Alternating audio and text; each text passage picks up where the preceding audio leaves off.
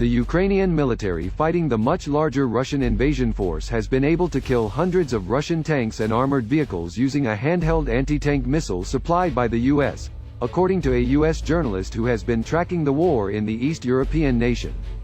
At least 280 Russian armored vehicles have been destroyed with the American Javelin missile, out of 300 shots fired, journalist Jack Murphy said in an article quoting a US Special Operations official.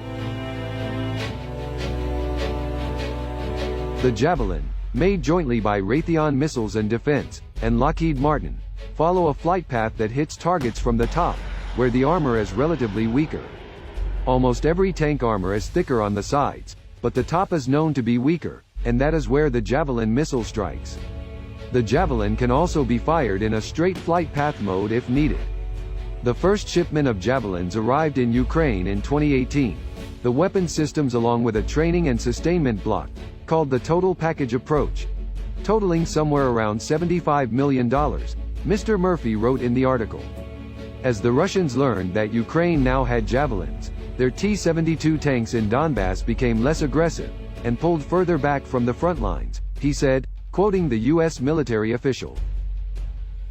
A single soldier can carry and operate the Javelin, though more hands would be needed to carry extra launch tubes. When Russian armored columns entered urban areas in Ukraine, their tanks became more vulnerable to Javelin hits if they didn't have infantry support. Ukrainian forces equipped with Javelins would hide and move quicker, as they didn't have a chance in a direct tank versus tank fight on open ground because of the sheer numbers the Russians have. However, the numbers of tanks killed by Ukrainian soldiers, with the Javelin or other anti-tank weapons, are difficult to take seriously. Mostly appearing on social media, these numbers are likely to be exaggerated by the Ukrainians and downplayed by the Russians. The usual fog of war makes it even more difficult to ascertain accurate numbers, Mr. Murphy wrote.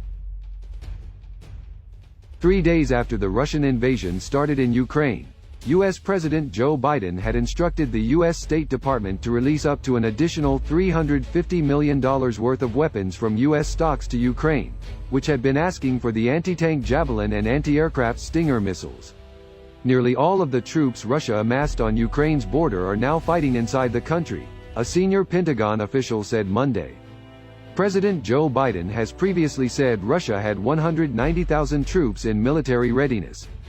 Yet even considering the size of the forces, the two main Russian convoys outside Ukraine's major cities of Kharkiv and Kyiv remain stalled, the official said, according to NBC News.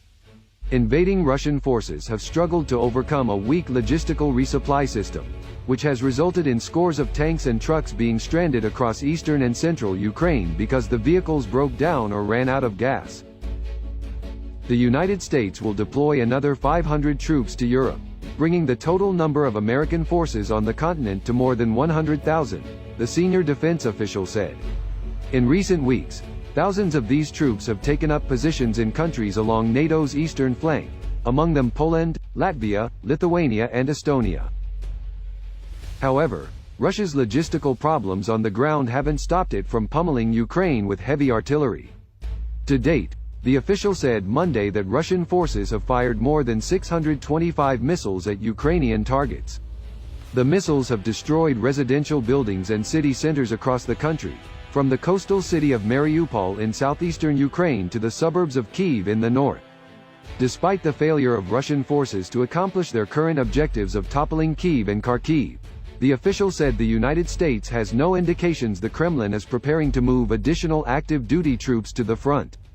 Nevertheless, the senior defense aide cautioned that Russia still has an awful lot of personnel and firepower available. US sends more troops to Russia's borders, ways sending anti-aircraft systems. The announcement, made public by the Pentagon on Monday, brings the total number of U.S. troops deployed to NATO countries in Eastern Europe to 14,500, spread from Estonia and Latvia on Russia's border, through Romania in southern Europe. A senior defense official said that the move was supportive of our efforts to be able to defend NATO airspace if needed.